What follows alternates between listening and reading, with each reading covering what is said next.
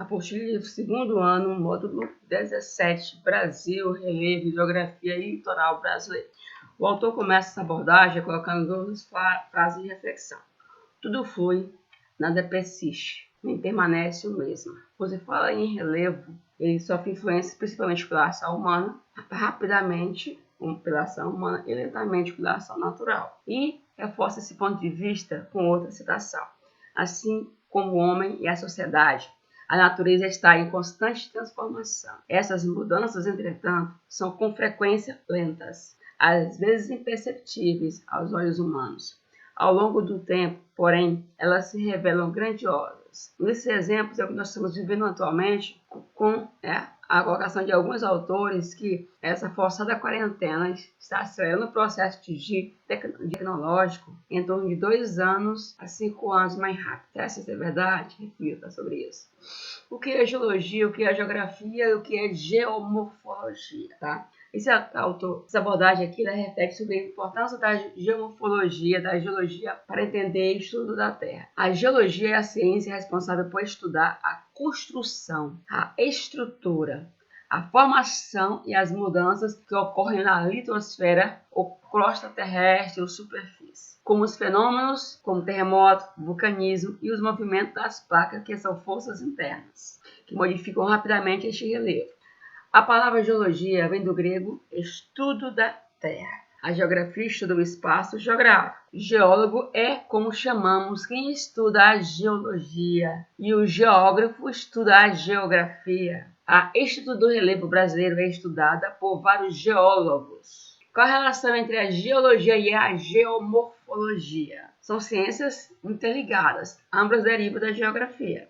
Lembra que a geografia antes estudava a Terra? Agora ela estuda o espaço geográfico. As rochas e os minerais estudados na geologia são a base de todo o relevo estudado na geomorfologia, morfotransformação. As diferentes formas do relevo só existem por causa dos movimentos internos da geologia. Ou seja, essas duas ciências estão amplamente interligadas, havendo um encontro de intersecção entre elas e ligação. A geomorfologia e as formas de relevo derivam da palavra geos, terra, forma, logo estudo, conhecimento e significa estudo da forma da terra. Ela classifica e descreve e explica a origem e as formas de relevo. As formas de relevo são 4, que nós já vimos anteriormente, que são quais? Primeiramente vamos ter planície, planalto, montanhas e depressões. O relevo são todas as formas que representam a superfície da Terra. As formas são essas, né? Planalto, planície, montanhas e depressões. A estrutura geológica são 3. Tá? Estruturas geológicas são diferentes de formas do relevo. As formas estão inseridas nas estruturas geológicas. O Brasil e as placas tectônicas. Aí você se questiona. Por que não ocorrem terremotos e vulcões no Brasil? Cuidado com a sua colocação mal afirmada. Não existe. Existe. Argumente claramente. No Brasil não existe terremotos e vulcões ativos. Consequentemente, eles não ocorrem, né? Terremotos e vulcões. Não encontramos em uma área de instabilidade tectônica, uma região beirando a placa ou em cima de uma placa tectônica, por causa de sua localização no centro da placa tectônica sul-americana. Isso já dá para nossa região uma estabilidade. Por estar longe das áreas de contato desta placa com outras placas, então possivelmente não está sujeito a ocorrer no Brasil terremotos. Mas lembre que esse terremoto acontece no solo. As vibrações no solo podem ocorrer, podem sair de uma região de instabilidade e se propagar no solo até chegar à nossa região. Depende da intensidade deste tremor. Se ele for de baixa intensidade, são vibrações.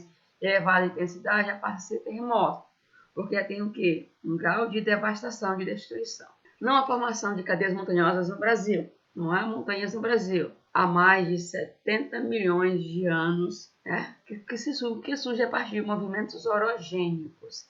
Esse contexto aqui encontra-se no modo na página 5, reforçando seu ponto de vista. Houve apenas, a partir deste período, movimentos verticais, ou seja, o erguimento da crosta terrestre. A partir de forças verticais, ou movimentos epirogênicos. Ocorrendo isso aqui, vamos ver aqui o mapa das placas tectônicas do Brasil. O Brasil se encontra em uma grande placa tectônica e a área de estabilidade da nossa região está aqui na Cordilheira dos Andes, que é um conjunto de montanhas sujeita à estabilidade tectônica, onde eu vou verificar na porção do Pacífico maior instabilidade tectônica, essa região que é chamada de Cinturão do Fogo do Pacífico, devido à sua intensa instabilidade tectônica ou terremotos, ou tectonismo, né? E também vulcanismo, que são vulcões ativos. Aqui são forças das placas se deslocando. E aqui vamos ter, ó, placas tectônicas e vulcões ativos. Quando se fala assim de solo, tem que se analisar nesses relevos compostos de quê? O relevo geralmente é composto de rochas. Rocha é um conjunto sólido formado por um agregado de diversos minerais. As rochas formam a cadeia externa, ou seja, sólida, da Terra, chamada de litosfera. Litosfera é camada rochosa ou crosta terrestre. Pedra é um pedaço solto da rocha. Eu tenho aqui a rocha, uma porção dessa rocha aqui é uma pedra. Eu posso ter pequenos pedaços dessa pedra decomposta. Dependendo da composição dela, sim, a rocha se desintegra em porções menores. Existem 3 tipos de rochas: magmáticas, metamórficas e sedimentares. As rochas magmáticas ou rochas ígneas resultam do resfriamento e solidificação do magma ou lava vulcânica. Quando ocorrem no interior da Terra, elas são chamadas de internas, né, intrusivas, ou rochas plutônicas. Exemplo disso, vamos ter aqui o granito. Dá para você observar os cristais presentes aqui.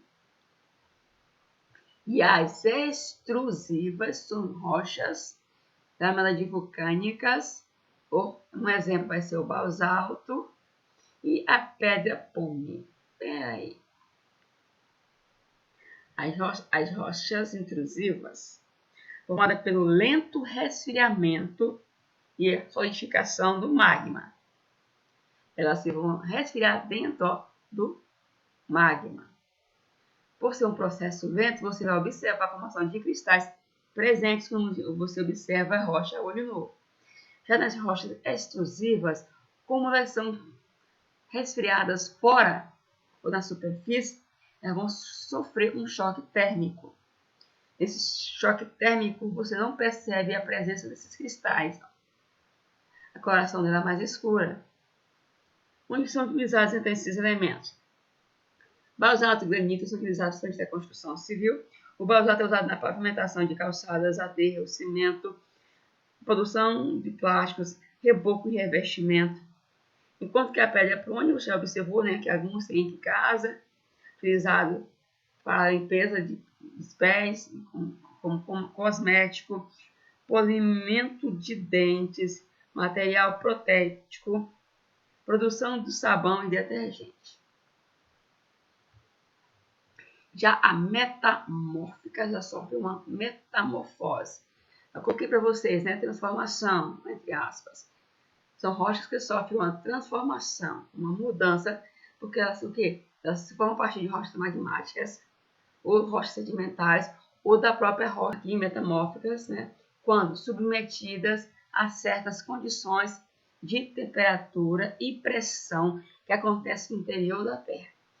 Se ela sofre uma metamorfose, então ela muda a sua composição. Ó, eu tenho o granito, que ao sofrer uma metamorfose passa a transformar-se em ignácea. Morenito que vira o quartzito. Eu tenho um calcário que vira o mármore. E já a sedimentar, ela sofre uma erosão, transporte, uma deposição, formando uma composição de origem sedimentar. Eu tenho um agelito, a composição dele, ó. São rochas que resultam da precipitação química. Vimos que o intemperismo acontece de 3 formas: químico, físico e biológico. O temperismo químico, ele sofre uma mudança da composição deste material, que é sofrer uma mudança por algum agente, ele transforma-se em outro elemento. É um processo químico da deposição de detritos de outras rochas ou do acúmulo de detritos orgânicos. Exemplo, agelito, que vai ser aqui, arenito vai ser da areia, agelito da argila, o calcário e o carvão mineral. Lembra, carvão mineral, gás natural, petróleo, são material de origem sedimentar. O argilito, quando a argila é cimentada, após ser transportada e depositada por diferentes agentes externos, são utilizados no artesanato, na produção de potes, panelas, peças de automóveis, a produção de peças também de aviões e de computadores. Já o calcário é utilizado na produção de cimento e cal, também na agricultura, tá? Eu tenho aqui a estrutura geológica, que vai entrar aqui as principais estruturas geológicas. Quando se fala assim de estrutura geológica, são 3 estruturas geológicas ou bacias geológicas. A primeira vai ser dobramentos modernos, são as mais recentes da era cenozoica. A segunda vai ser bacias sedimentares. E a terceira vai ser bacias cristalinas, que são as mais antigas. Estamos falando do Brasil, estruturas geológicas do Brasil. Então aqui aparecem apenas 2 das 3. Por que eu coloquei então 3? Vamos reforçar. Dobramento antigo. Dobramento antigo são o quê? Era pré-cambriana. Cráton ou escudo cristalino são antigos.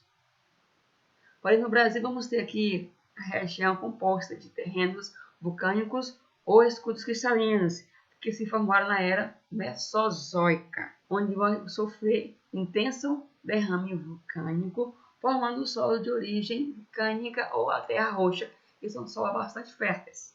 Nós, na geografia, vamos colocar os que dobramentos antigos, maciços antigos, são rochas antigas da era pré-cambriana. Sedimentar são também antigos, mas são um pouco mais recentes do que os crátons e os dobramentos antigos. E os mais recentes são dobramentos modernos. Poucos minérios existentes neste período, porque são dobramentos modernos. A formação geológica é recente. A estrutura geológica dessa região ainda se encontra em formação. Eu tenho o nosso ele é formado em 64% de bacia sedimentar. Se eu tenho 100% menos 64%, 36% é composto de relevo antigo e desgastado, que são os cráteres ou bacias cristalinas. Torrentes antigos são formados na era pré-cambriana a partir de jazidas minerais, como de ferro e manganês. E aqui as bacias sedimentares vamos encontrar as reservas de gás natural, petróleo e carvão mineral no Brasil. Aqui vem a observação para vocês. Os tremores que acontecem aqui no Brasil são registrados principalmente nos estados de Minas Gerais, Rio Grande do Sul, Rio de Janeiro e São Paulo, causados principalmente pelo desmoronamento de camadas de rochas no interior da Terra, ou a acomodação das camadas de sedimentos em razão de seu próprio peso. Vamos imaginar aqui Fortaleza. Eu tenho nessa área aí uma escassez de água. Então, a população, ao extrair reservas de água potável do subsolo, forma bolsões de vazios no solo. Vou colocar aqui um exemplo. Ao retirar essa água aqui, deixa esse espaço vazio. Então, qualquer peso em cima aqui dessa superfície pode provocar o quê? Uma acomodação da camada de sedimentos ou preenchimento desses espaços vazios. Vibrações de média intensidade pode também provocar essa acomodação desses espaços vazios. Estruturas geológicas do Brasil. Dobramentos antigos, ou cráteres ou bacias cristalinas, maciços antigos, tá? Aqui, dependendo do autor, ele vai misturar maciços ou escudos. Aí eu estou utilizando 2 ciências, que é a geografia, que vai ser dentro da geografia, que é a geologia e a geomorfologia, que vão separar esses conceitos, tá? Para a gente da geografia, vamos considerar ambos como iguais. Maciços antigos, ou cráteres, ou maciços cristalinos, que são relevos mais antigos e desgastados pelo processo de erosão. Também chamado de cadeias orogênicas, porque foi formada a partir de bacias orogênicas, formação de gigantescas cadeias ou dobramentos recentes, tá? Primeiro momento, são resultado do soerguimento lento e horizontal dessas camadas do solo. São encontrados principalmente aqui no Brasil, na região norte, nas Guianas, formados na era pré-cambriana, que compõem 32,1% do período arqueozoico e período mesozoico, alguma coisa com 4%. Nosso material corresponde a 3,8% do nosso território. Aqui no Proterozoico são encontrados, principalmente os minerais do Brasil, que são minerais de ferro, manganês, prata, diamante, ouro, níquel, chumbo, encontrados nas bacias da Serra do Carajás, Maciço do Urucum, quadrato ferrífero. Já foram bastante desgastados em várias eras geológicas por agentes erosivos, principalmente a chuva, vento, que são agentes externos do intemperismo.